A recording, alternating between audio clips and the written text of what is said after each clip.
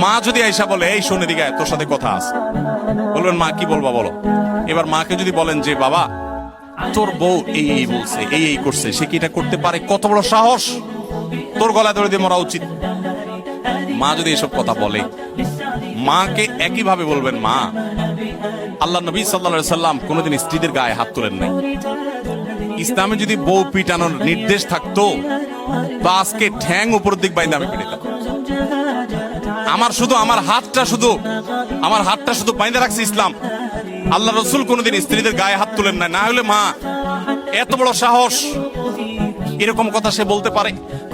যা কি বলছে না বলছে সেটা পরে, আপনি বিচার বিশ্লেষণ না করতে গিয়ে উপস্থিত ওই জায়গাতে সামাল দেওয়ার চেষ্টা করবেন। কথা কি বুঝতে পারছেন? আপনার এই আচরণ শোনার পর আপনার মা কি বলবে জানেন?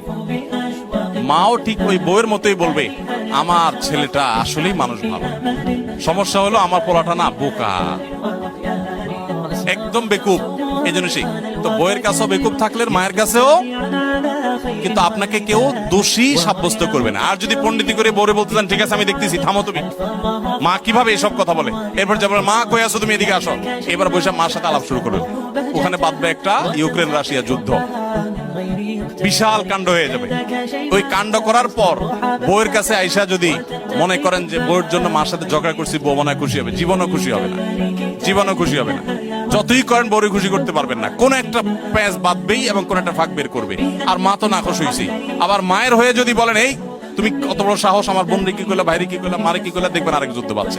এই জন্য এগুলোর খুব বেশি পণ্ডিতি না করে যথাসম্ভব একটু কূটনৈতিক আচরণ করে, একটু চালাকি করে, একটু বোকা সেজে সমাধান করার চেষ্টা করবে।